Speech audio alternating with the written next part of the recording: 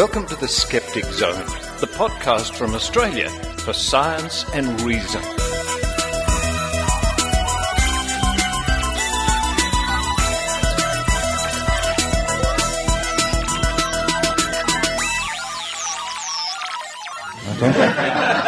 Well, to set the scene, Richard Saunders is naked in a room with 50 or 60, 100 people looking at him. Richard's voice rises up and says, "Welcome to the Skeptic Zone." Episode number 188, coming to you live from Skepticamp in Sydney. What an enthusiastic crowd. Maynard. Thanks for rehearsing this beforehand, Richard. Well, today on the Skeptic Zone, Maynard, we're going to be interviewing Michael Marshall from the Merseyside Skeptics. Joel Pittman, the interview I haven't done yet. Yes, you with a surprised face. I'll be talking to you in a moment. And all sorts of things. But it's great to be here at Skepticamp Sydney. Maynard, we're not going to muck around. We're going to get straight into our first interview with Michael Marshall. Then it's back to Skepticamp. Any astrologers on the show today? No.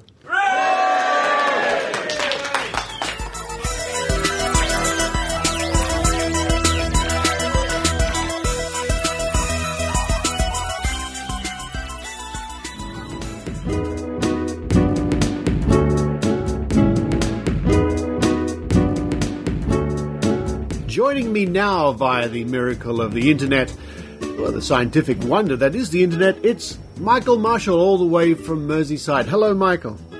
Hi, Richard. Now, we met up for the first time relatively recently, of course, at QED in Manchester, and what a fantastic time that was. And I must thank you for being my guinea pig live on stage where I was doing all the balance tests from the famous power band and others do the same routine. Tell me more about the fallout from QED. I mean, it was a fantastic experience to be there. Yeah, I mean, it was a huge amount of fun, and the thing that really kind of that really interests us and excites us is just how much people talked about it on Twitter afterwards, and everyone came away with. I think they came away with an idea that it was their conference, and that's kind of what we set up to do in the first place. Was this is kind of a weekend where the speakers are there to entertain the crowd, and it's all about the audience who are there and about the people who all have these like really cool stories, But just, you know what it's like when you have a skeptics conference.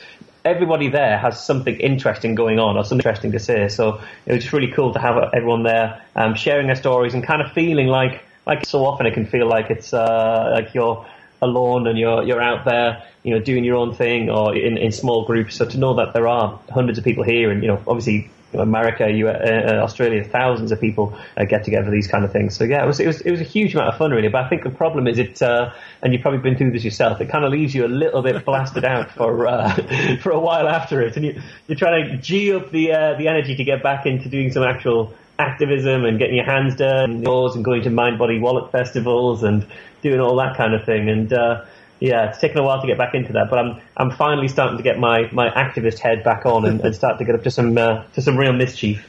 Now, talking about, of course, getting your hands dirty, and I really like people with your attitude to get their hands dirty, which means not just sitting back and reading reports and blogging about things and resting on their laurels, so to speak. You really do get your hands dirty and you go out and you investigate, and you've recently, I understand, have been visiting various people who claim to talk with the dead. Yeah, I went to a spiritualist church, when was it? Just a couple of weeks ago, actually, because I'm a huge believer, not a huge believer, I won't finish that sentence there because I'll be immediately kicked off the Skeptic Zone, but I'm a huge believer in exposing yourself to counter-arguments and exposing yourself to the scenarios that we criticize, because it's very easy to say, nobody can talk to the dead and all this kind of psychic stuff is crap. I mean, it's very easy because it's true. So that makes it really easy. Yeah, so it's really interesting to see a big sort of celebrity psychic like Sally Morgan, doing her thing for £30 or $50 or whatever it costs. But I was really interested to see what the difference between that and the spiritualist churches, which will charge £1, £1.50, just enough to cover the room rental, to see what the show, how much of a different show you get, I guess. And what was really remarkable, I thought, was when I went to see the Spiritualist Church, there was about 50 or so people in the audience. It cost me very little to get in. And the show that you got was almost indistinguishable from the kind of show that Sally Morgan or Sylvia Brown or, John Edward, all these, or Joe Power would charge you £30 for, or something like that. And it's almost indistinguishable, even down to what I perceive there to be hot reading going on. I mean, it's hard to say for certain whether the psychic you're seeing is genuine or is cold reading, knows they're cold reading, or is hot reading. But there was a moment in the Spiritualist Church where they're claiming, this is their religion. This is evidence that there's life after death. This is proof that God is out there and God communicates with us and things. And I saw this woman take out a tissue to mop her brow and to wipe her mouth while she was talking, and not even casually, not even surreptitiously, open the tissue up and stare at it for a good second or two and close it back up and put it away. And she did this a couple of times. And she was stealing a glance. It was the most obvious stealing of a glance that I've ever seen. Even a third-rate magician,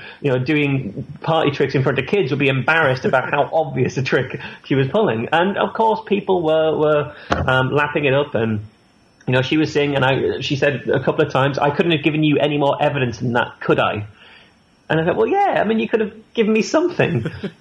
She opened remarkably, and it's just what you get with these psychic shows. She opened remarkably with, now I'm getting a man, and he's tall. I get that he's a tall man, like 5'10" or more, which is what, average height, pretty much. 5'10". It's not remarkably tall. And she said, and I want to say there's not a thing on him. I want to say he's all skin and bones. There's not a thing on him, but he's very muscular. So we have a muscular, skinny, average height, tall guy. We in both cases, she's hit the middle and gone up, basically. Yeah. So he's either skinny or muscular. We know he's not fat and he's not short. It's interesting. So what percentage? It's interesting you should use the expression, and I'm sure that they did in the show, I want to say. Now, in my experience, a lot of them will say that during readings. Yeah. Want to say, or the other one is, they're telling me. They're telling me, dear, that blah, blah, blah, blah. It's interesting that it seems to be the same on both sides of the world. Yeah, and well, I think the semantics of it and the linguistics involved is really, really fascinating, because it seems casual and seems offhand, but it's quite measured, I think. So she said a couple of times, you get quite a lot, why am I getting blah, blah, blah? Yeah. Why am I getting a black and white cat? Yeah. I don't know, you remember Postman Pat from a kid, I'm not quite sure. But, and it's because if she said, I'm seeing a dead black and white cat, that's very much cemented, obviously. But the beautiful one she pulled off was, I want to give you X. So I want to give you a doll on a shelf. What, you want to give me that? Have you got it with you? Or is this a doll someone used to own? Is this a doll I used to own? Will I own a doll? Where am I going with this? Well, she didn't need to clarify the tenses and put it into any context, because she just gave you that. She just wants to float that one out there as you please. I mean, it's harrowing in some ways to see, because there are people who are in tears the moment the conversation starts. The moment the psychic turns to you, she turned to one girl and said, I want to go to this girl here with a butterfly, like a clip in her hair, a bow in her hair that looks like a butterfly. And the girl immediately started crying and said, my great-grandmother gave me this, and she said that she'd always be with me and she always looked over me. And this girl is telling the psychic everything the psychic just needs to repeat back to her over the next 40 seconds to seem psychic. Yes, I know how frustrating it can be when you know the tricks and you know the psychology, and others don't, and they can't see what's going on. I mean, these things come with experience and learning. You know that. I've spent many years learning this, and I can see it in action. But yes, I can understand when other people can't see the psychology of the situation, what's going on. They look at you like you're the devil when you dare criticize. Yeah, they do. And what I think is really interesting, I mean, there's a couple of things I think interesting. One is how beautiful an art form cold reading can be if you take out if you set aside the ugliness of you're pretending to talk to their dead grandma. If you take that aside, you're bilking them, or in this case, not for money, but I know for certain that the people who go to the Spiritualist church that I went to then go and see psychic shows for £25, £30 or whatever. And in some ways, I'd be fairly confident that there is a degree of well, this psychic must be real because my religion says I can talk to the dead, and my religion says that at the church that I go to every week. So the Spiritualist Church harm isn't in taking their money there and then, but it's supporting a culture that does take their money, I genuinely think. But once you take that whole thing out, that talking to the dead and the exploitation element, just watching somebody work a room, even if they're not very good at it, and seeing a room go with it is just so wonderful to see, especially if they're a very skilled cold reader at saving things. So things that a piece of reading, a piece of intuition that they're trying to put across there that fails badly, and they recover it, Yes, that shows the real skill of a cold reader. And, of course, I've seen many a cold reader who has never reached that level, partly because they don't have to. Oh, yeah, absolutely. They can be rubbish. And I've seen cold readers who are simply rubbish, who I would not pass kindergarten cold reading tests. But to the people going along to the show or the church or whatever the case may be, and this is also fascinating psychology, it doesn't matter. No, absolutely not. It doesn't matter. And the other thing that, the other thing I find really fascinating is when you see the tricks in action, and you see the move. You've just seen her glance at the tissue and see things. Or you've just, she's just done a reading for this lady who, time after time, yes, correct, absolutely perfect, could not be anything other than psychic powers. She was so accurate. And then the lady's husband pipes up and says, well, she should know, the president of the church is my sister.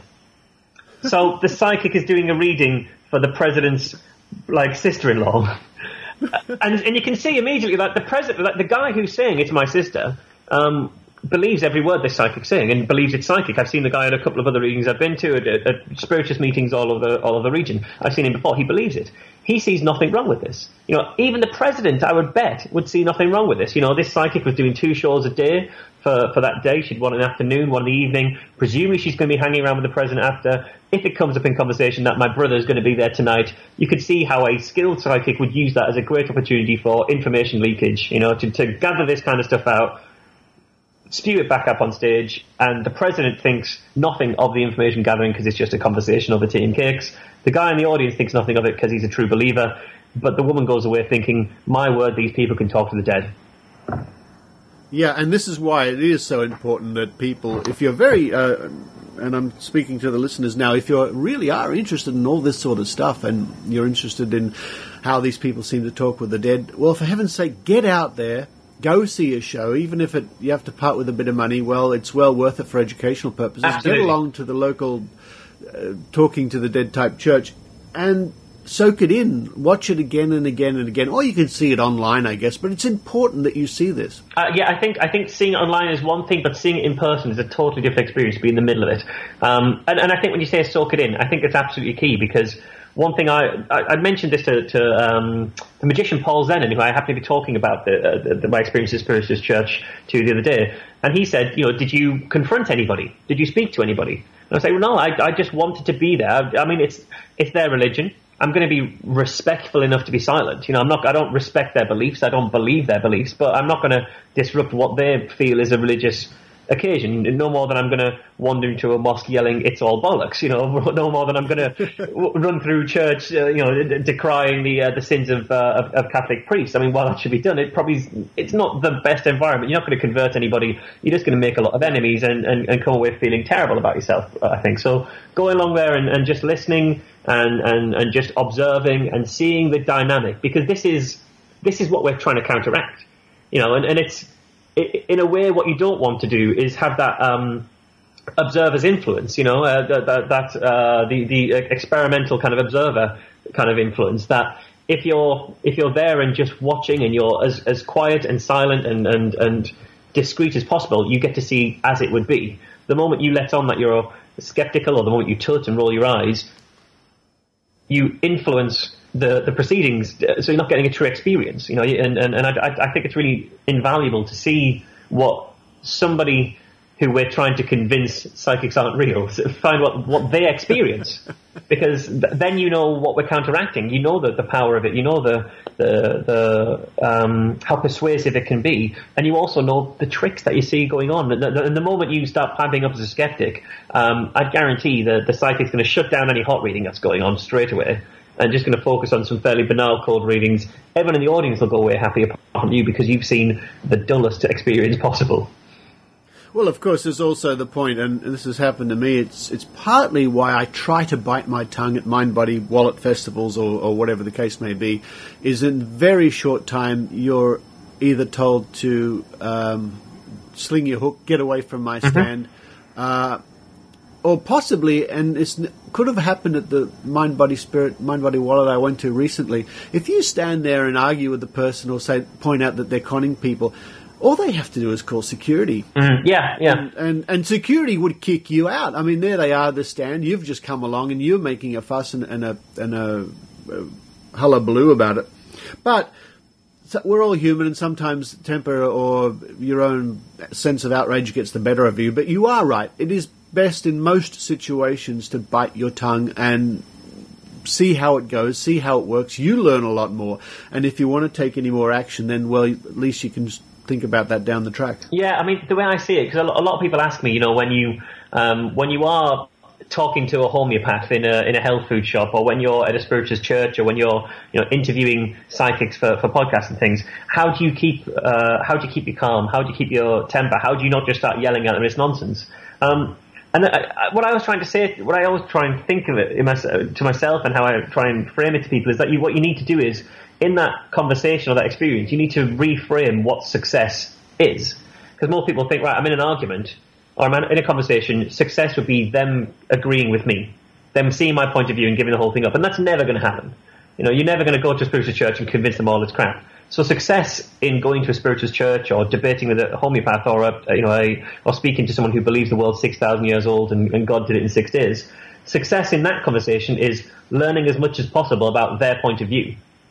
Learning all the arguments they use, and learning how they persuade people who aren't there for the fight, but are there to be persuaded. And picking all that detail up, because that's the ammunition you use later on, because you know the next time you're having a conversation with someone who's not totally convinced, you know what arguments they have. That's interesting, and I've found in my experience that even though I try to study and remember as many logical fallacies as I can, so when they come up, I know that the person I'm talking with is using a logical fallacy.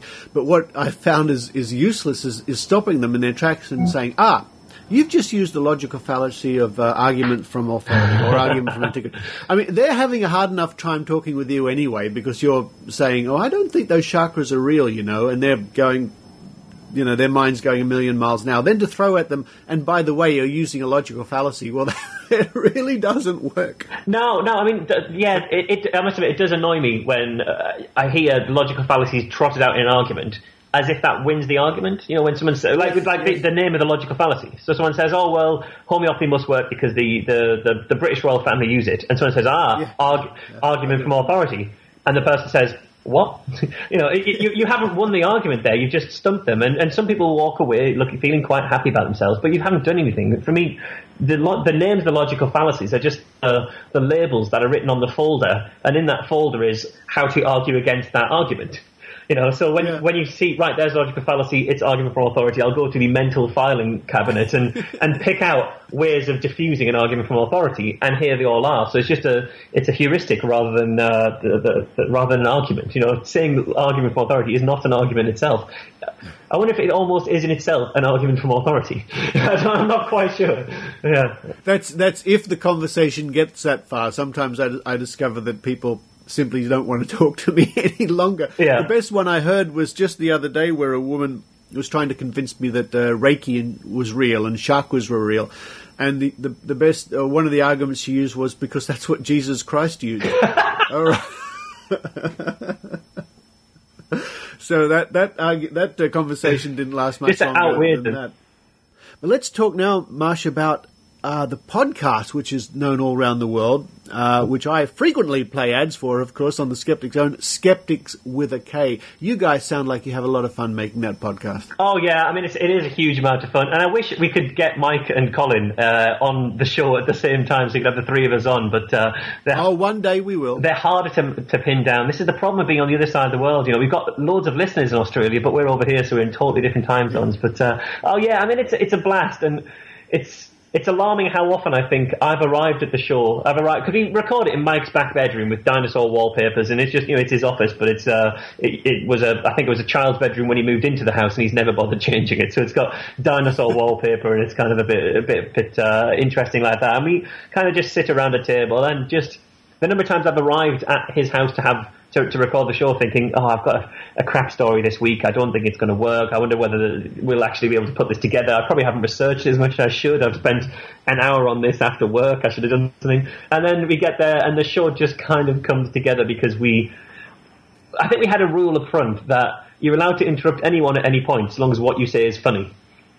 And the only rule for what stays in the show, by and large, is if it's funny, it stays in. If it's informative, but it comes off a bit that wasn't funny, it probably gets cut more often than if it's funny, but comes off a bit that wasn't informative.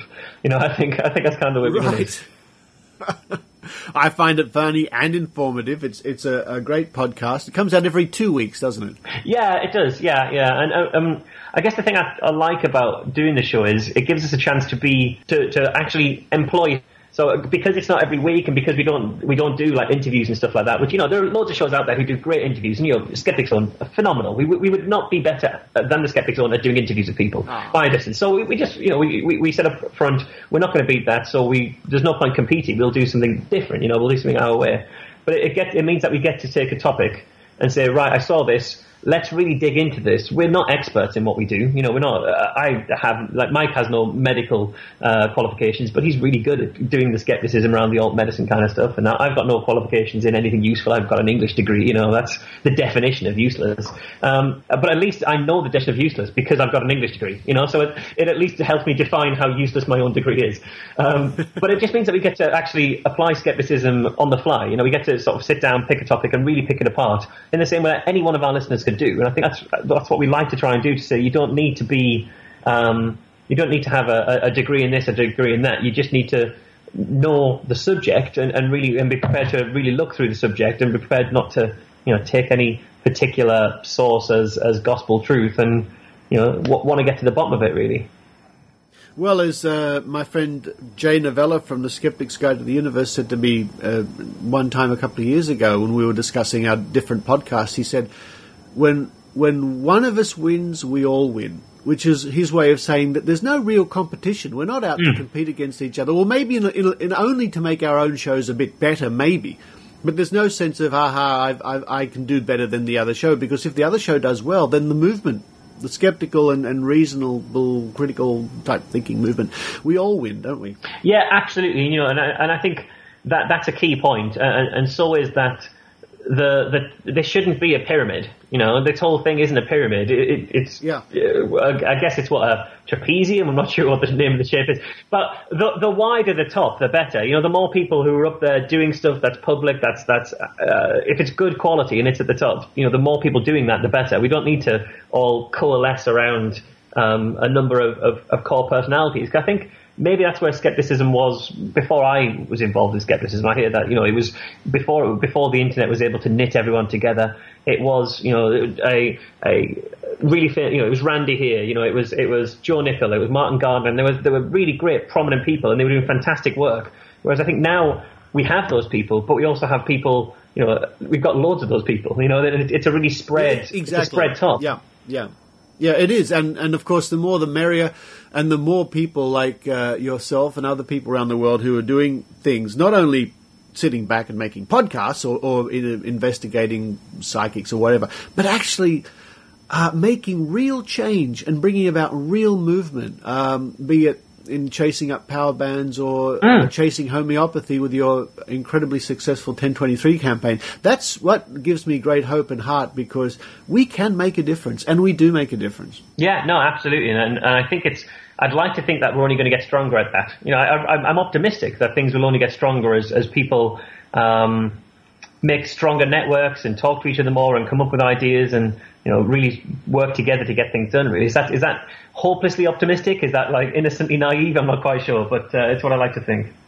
Well, I think the proof is really in the pudding. I mean, I've been scanning the news wires on the homeopathy stories, and there was a newsletter came out just the other day from Homeopathy Plus here in Australia, and so many stories in the newsletter is all about attacks on homeopathy under threat, yada yada yada. I'm thinking, you beauty, good stuff. Yeah, absolutely. Because I'm sure there was a time when that newsletter would have been filled with, here's some magic water to cure your, whatever ails you, to cure your whooping cough, to be instead of a vaccine. Whereas now, if they're spending all their time worrying about us, at least they're not spending all their time finding new ways to flog people crap.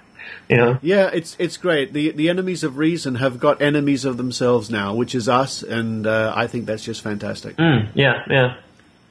Now, listeners, if you want to find out more about the Merseyside Skeptics Society and the wonderful Skeptics with a K podcast, head for www.merseysideskeptics.org.uk, and you can find out more about the podcast and what you get up to over there. And I can even have a peep on your website, and there's even a Twitter stream. What more could you want? There is. We don't use the Twitter stream as much as we used to. I think that's the problem. But we do other things like, 1023 and Challenge Psychic Sally and other things. So I think we can get off with not using Twitter as a group very often.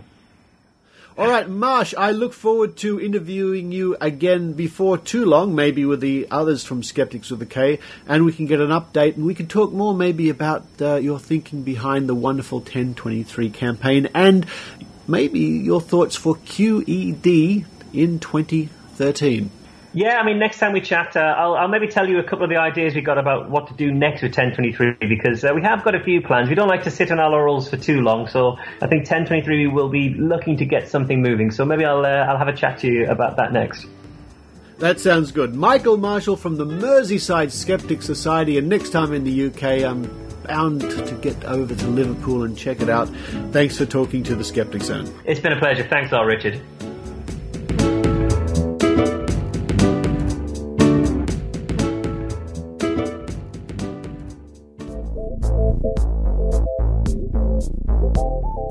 Hi, this is Brian Dunning from the Skeptoid podcast at Skeptoid.com. For 15 years now, Dr. Bob's Trivia Quiz has been a part of Australian skeptics.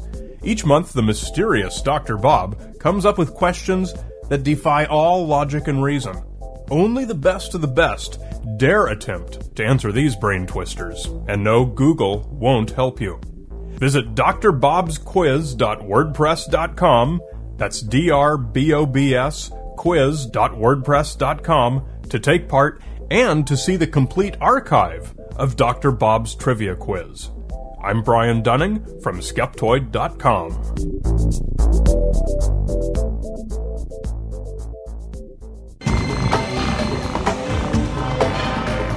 Here's Maynard's spooky action at a distance.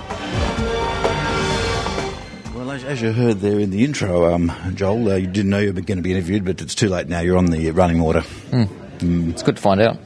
Look, I reckon with the talk, more spanking stories. I know. That's always a way to get a captive audience, isn't it? Actually, could you read a little bit? Have you got the letter there? Now, this is the special Christian site you mentioned at Skeptics in the Pub, one of many that has to do with disciplining your wife the Christian way. I know. And by the way, what do you make of the audience here? Because I know often with the skeptic crowd, you get a certain response that is expected, and we've spoken about that before. Did you get any unusual questions from the floor today? Not particularly. I suppose I didn't really want it to be a major, let's try and drill Joel and find out new answers. I didn't want to be a person proposing I had the grand solution. I didn't. I actually really wanted to hear what people had to say, and people, of course, were very accommodating and gave some really interesting insights into things. Obviously, I didn't. But let me tell you, you should have seen their ears pick up once you opened with this. What at first sounds what could be like a 70s penthouse letter. Yeah, a little bit. I thought for a long time, I really thought that this was a fake. And And I was so pleased to find out that it wasn't, I must tell you. It just warmed my heart. Now, what site is this again, and what are you going to read us? Oh, this is ChristianDomesticDiscipline.com, and there's a section there for wives, and this one's called My First Time. And so... Did you just give us the opening and closing paragraphs? I think I think we can fill the rest in. Well, I finally got my first spanking. Thanks to a suggestion and my loving head of household's permission, it was a test spank. Now, last paragraph. For all you head of households out there who haven't spanked yet, or have but are still new at it, don't worry so much. My darling husband took control and told me what to expect if I mess up again. He was very serious, straightforward and confident. Even if he had no clue about what he was doing, he sure did not let me know it. That is why I feel so good about this. Had he wavered or showed insecurity, I may have kept pushing to find the limit. This way I didn't have to. He told me exactly where the limit was, and so I'm at peace with it. Now, I believe they're adopting that discipline for City Rail in future. Yeah, well, it wouldn't make travelling to work in the morning a bit more enjoyable. Well, if the train driver knew he was going to get a spanking if he was late, I mean, that could change things, but maybe for the worse. I was also thinking of, like, the passengers who refuse to get in the doors the whole way and just stand there and block up, the entranceway for everyone else. And people who yak on the phone really loudly for a long period of time. A spanky there and then. If there would be some kind of convention, like in Japan with the white gloves, we could give our train guards and our the platform attendants... Someone with brown gloves who could do the spanking. Yeah, exactly. That would be just magical, Well, enjoy your day at Skepticamp. What are you looking forward to today? Well, your talk, obviously. Well, it's going to be pretty half-baked. And, so is mine, so we should be two peas in a pod. And of course, Rat Bags is coming up as well, so that should be fascinating as usual. Great. See you later. See you later. Well, look, one of the things I wasn't expecting today at Skepticamp Sydney was a bit of performance poetry, and I expected some interpretive dance, but you ducked out on the interpretive dance. Who have we got here, and what have you just done to this room?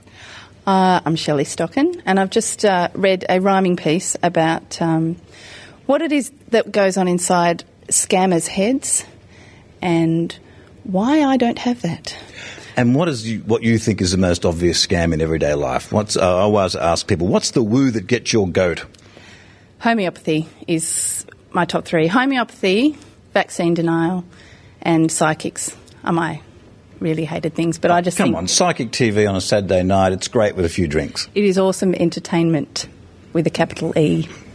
And now, what did you? Oh no, I can't really ask you who you had in mind when you wrote this, because that could be a bit legally difficult. But we'll get to the poem in a moment and the sort of woo that you were selling. It did remind me of that great piece Brian Dunning did about the band they wore around their heads. Did you see that one? I didn't see that one. I know a few 19th century poets, but Brian Dunning is a little bit too young for me.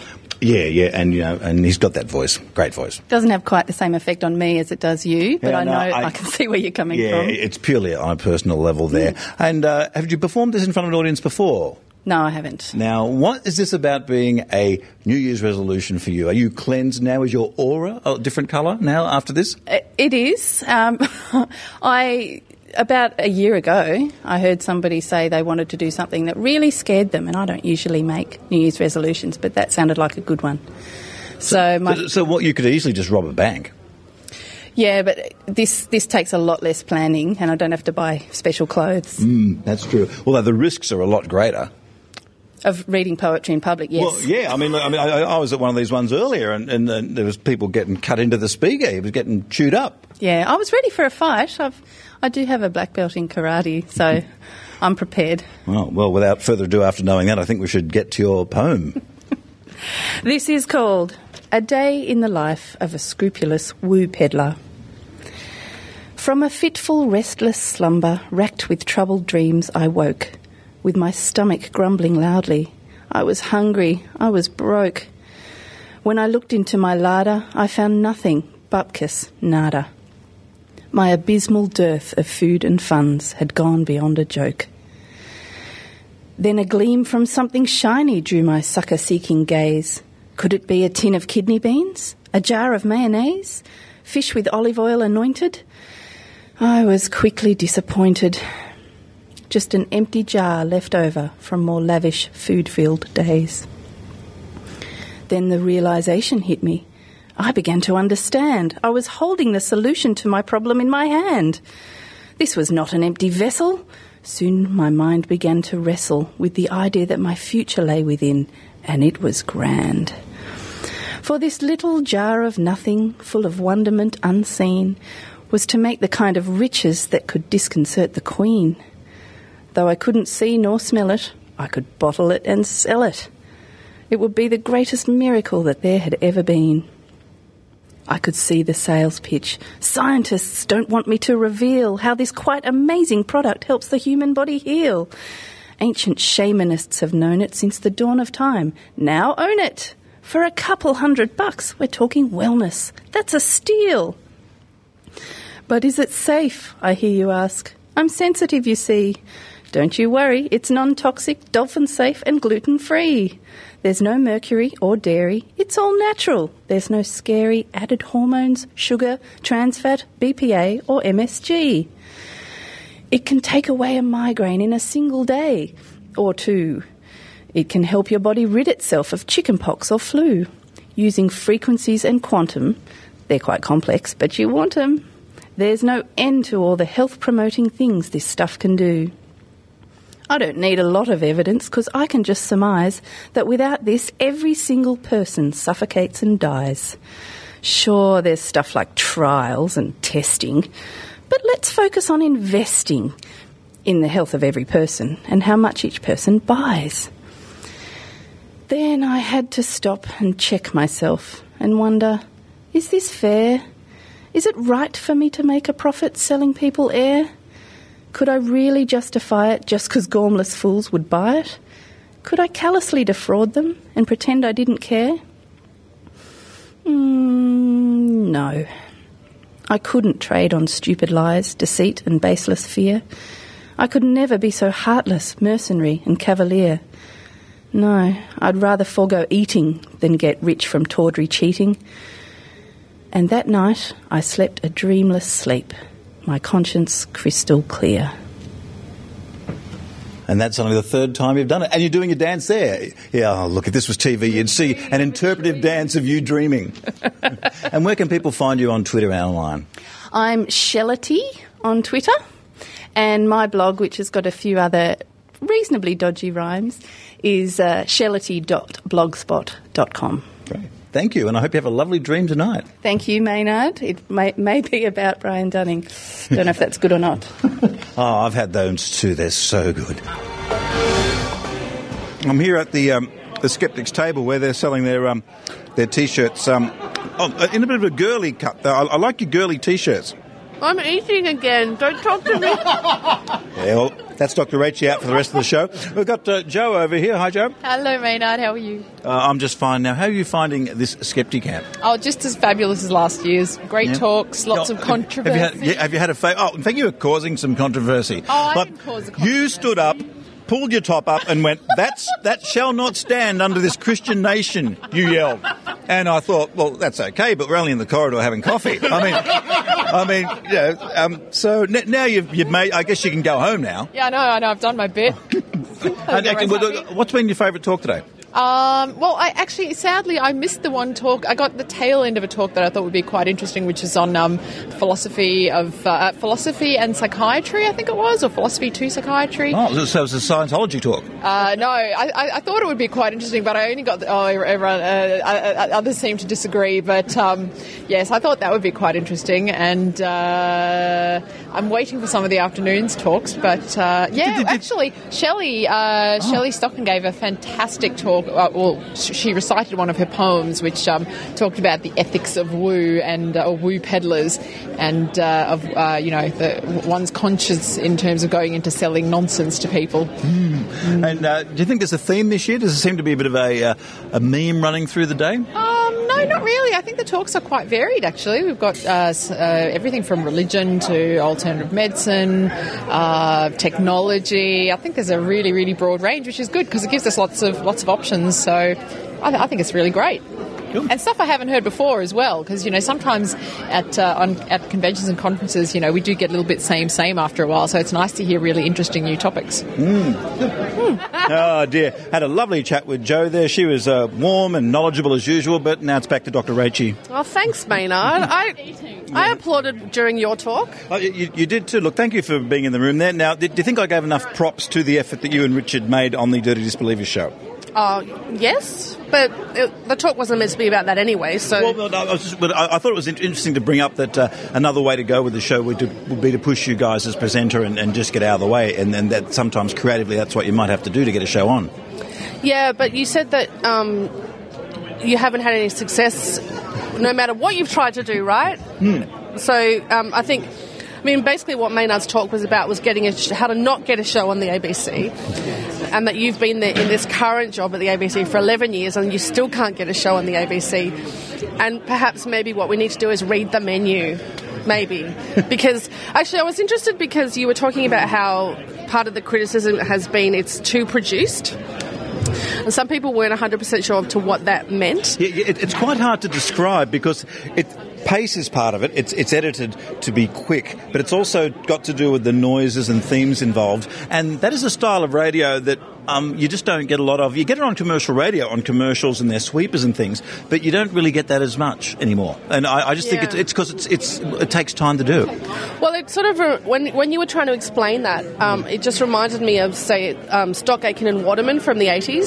When they did Kylie and Mel and Kim, and they were always criticised for being overproduced because they were shiny, and so maybe that's what. And someone brought up the issue that you don't talk to the equipment enough.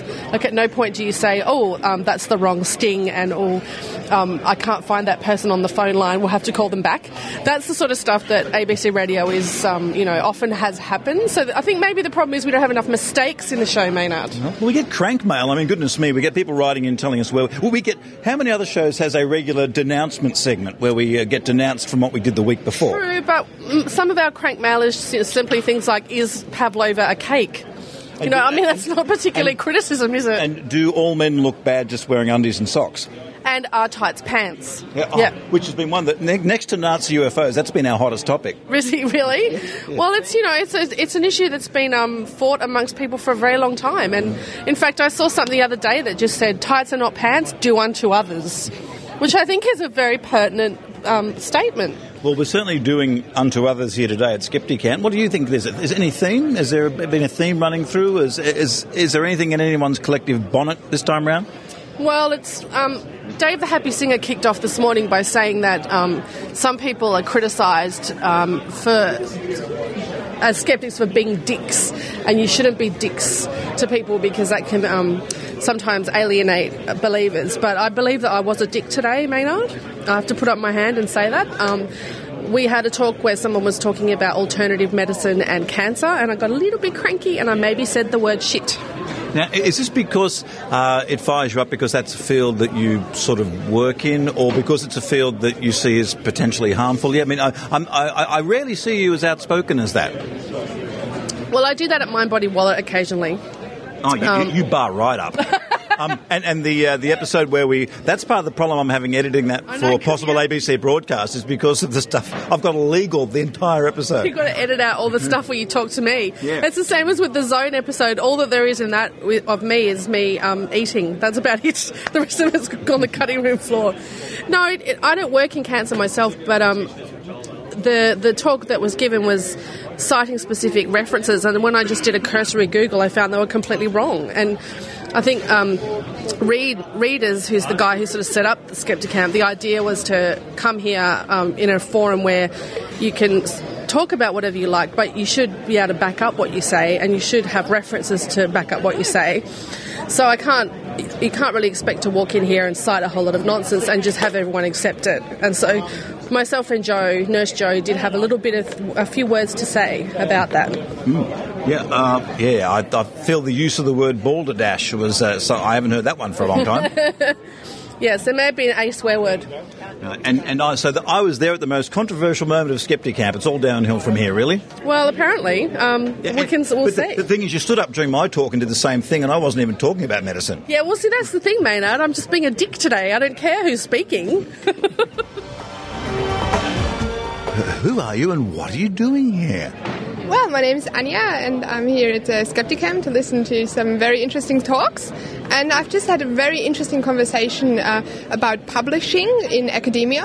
And we just came up with some really good ideas and how publishing could be changing over the next maybe like 10 or 20 years. Is this a change to the peer review process? Well, it's more about that publishing right now is all behind a paywall in academia. So you publish something, you write an article, and the authors pay to read that article, even though the readers pay to read that article, and the authors don't even get paid for that, you know.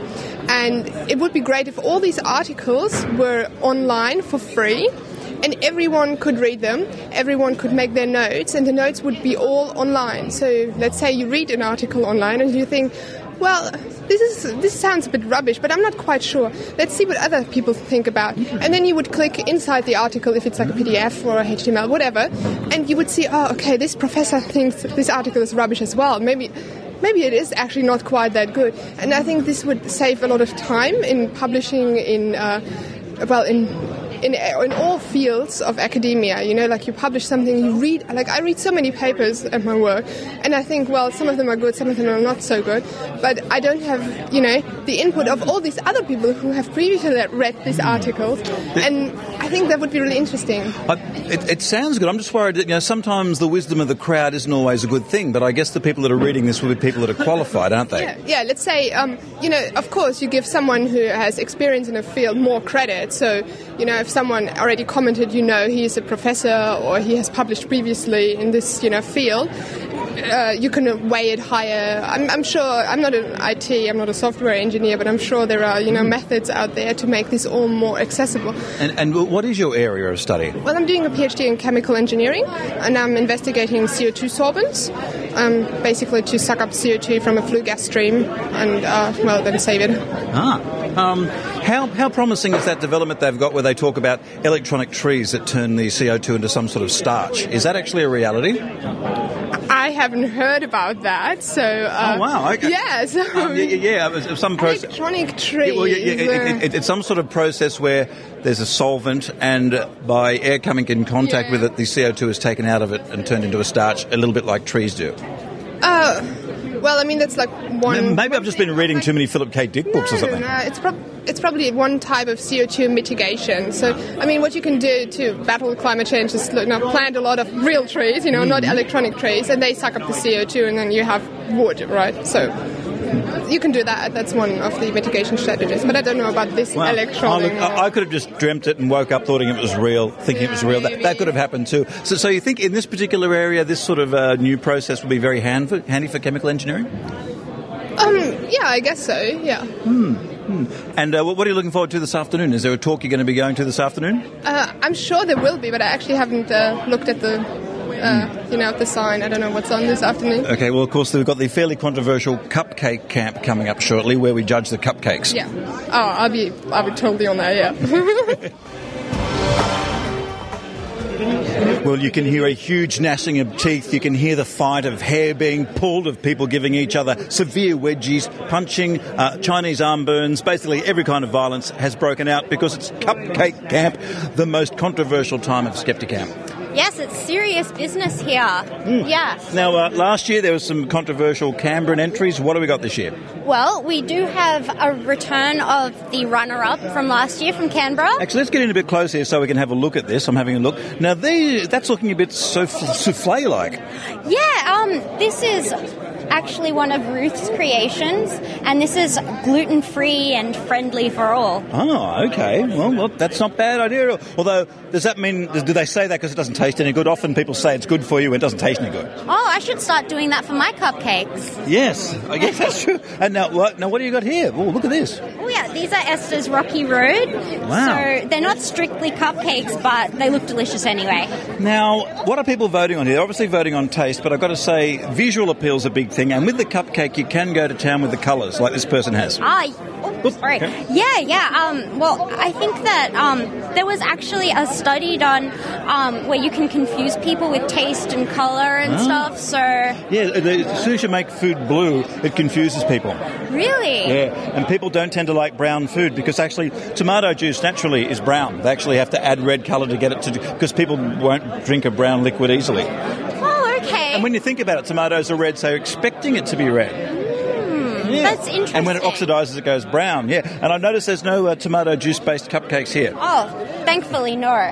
Oh, and what have we got here? Now, listener, let me tell you, it looks like someone has done a bit of pretzel work in the middle of a chocolate chip muffin. This is apparently it's pretzel chocolate ganache. Wow. And I am really thankful to the person who made them, just because it gives me an excuse to say ganache. Yeah, ganache. Normally, it's something you'd use as an insult. Well, that's right, but they look delicious. That is really good. Now, can you actually say what the favourite is, or because of your close involvement with this? Well, see, I've got an entry in here, so really, you know. Okay, fair enough. Yeah. Now, which is your one again? The colourful, confusing ones. Well, that's because I thought you have gone. So you've done the skeptic scientific thing. You've done your colour study, and you've worked out what colours are good. Well, actually, I'm just wondering to see if people will think that the green icing looks different from the vanilla icing. Exact same flavour. And what's the prize, by the way? The winner of Skepticamp gets what? The rights to use ganache in a sentence? Oh, well, I think that everyone should have the right to use ganache in a sentence. It's a basic human right. Yeah, it's inalienable. Inalienable. But today, first prize is actually Lewis Worthington. And you can do what you like with him for a night, which sounds scary, but... Well, doesn't that normally just mean watching a lot of psychic TV? Oh, well, I hope so. That sounds cool. Okay, I'll let you get back to it. Oh, look, breaking news. I'm with the person who was one of the controversial entries in Skepticamp last year, and you're back again doing some sort of scientific trickery to make people get them. There's a shiny thing on top. That's right. It's a whole caramel decoration thing. You are under strong competition from the ganache. Yes, I did notice that. Also, the saltiness and sweetness of chocolate on that side. Now, you haven't gone for a big colour here. There's a range of colours in the more traditional way over there. You've gone with this thing of... Salted caramel. Salted caramel, inspired by the FSM. Rumor has it that there's a little surprise on the inside. Wow, that sounds like the last date I went on. Well, I better eat it and find out. And good luck. And are you going for the prize? I just want to eat. You just want to eat.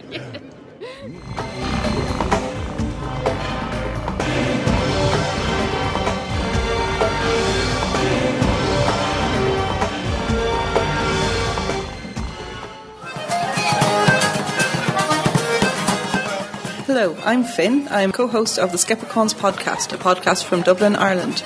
We look at things of a sceptical nature from an Irish point of view. You can find us on www.skepticons.com. That's SKEPRECHAUNS.com. Please listen to us and give us some feedback. We love hearing from our listeners.